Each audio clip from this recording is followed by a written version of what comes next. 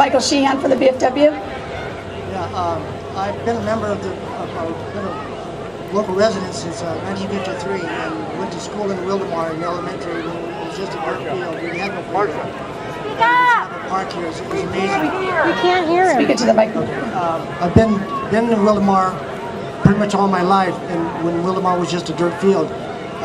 The one thing that we do have in common that Americans always do is that we always stick together.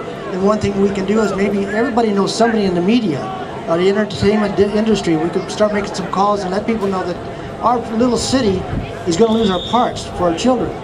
And I think enough of us know somebody that we can give some calls to. I got a granddaughter that's in the industry, and I'm going to give her a call. And I know some people on the radio station. So if we all stick together, I think we can pull this off and get some money to the community right away. Thank you.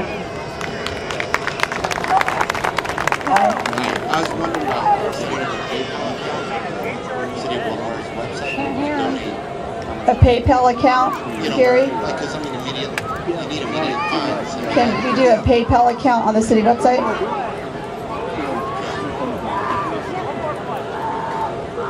Okay. We'll write it down. It's not for sure yet, but we'll write it down. Thank you. Oh, we take credit cards. Football. And baseball. And baseball.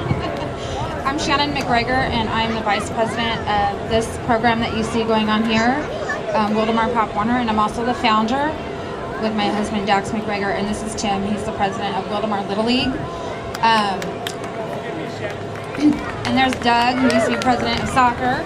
I love Wildomar. It's a very small community, and we all work together as a team. At least we have in the past. And I was just talking to Paula, and she just told me that basically tonight, technically, they could shut the park down.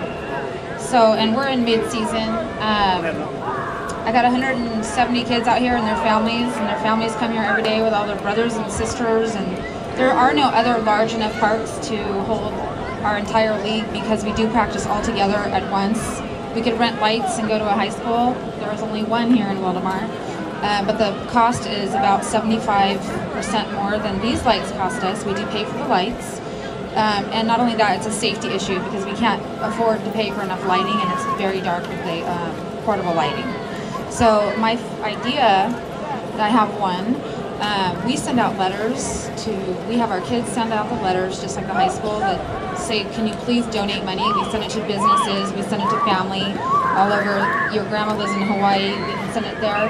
And we make a lot of money with people just sending in donation checks. The cost is the cost of a stamp and to print the paper, and it works. And it doesn't take a lot of effort except for printing and everybody mailing out, or the city mailing it out to all the residents. But that was my idea. Great, thank you.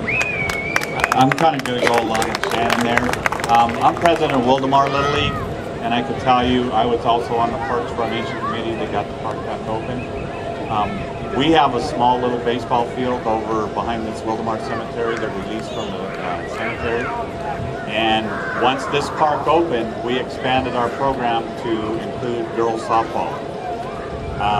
We didn't have the room to do it before. Once they opened the park, we expanded it. We have probably 6 to 8 teams now. We're building the program.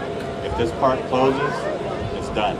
We just don't have the room in Wildomar to do it anymore. So for all the girls and the girls softball program, it did just go away.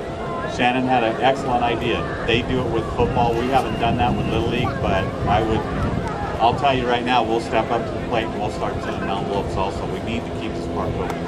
Thank you. And basically, you're never going to make everybody happy. So there's always going to be somebody complaining about whatever it is we do. But I know you guys, as our council, will make it happen. Thank you.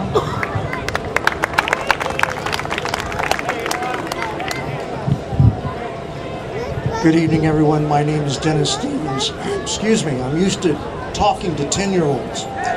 My name is Dennis Stevens. I recently retired as an elementary school principal in Perris. If you've been to the Railway Museum over there, have you? Yeah. You're right across the street from my school that I just left. Spent 28 years in education. And I can tell you that keeping your kids engaged is probably the most important task an adult has. We try to do this at our school by involving the kids' school spirit, being part of the school, helping make decisions. And I can tell you, we didn't have graffiti at our school. Our kids liked our school. And if you don't invest in the kids, you're going to spend more in damage control. You're going to need an extra squad car. You just have to have the parks and the rec. It's just such an important part of the quality of the community. So this has to be done. The amount of money is so large that, you know, I can pull out my wallet. I probably have $120 and I could give it to you, but it's not going to solve the problem. But I think the solution is out here, sitting in these chairs and standing behind the chairs. If we need to get an assessment going, and I assume that somehow we can, it could be legal. We'll need help. We'll need volunteers. So my question is, how are we going to let the city know that these individual people are willing to help? Write our names on the walls and letters. What do we do? We have a sign-up list over here with our city clerk, Debbie Lee. Thank you.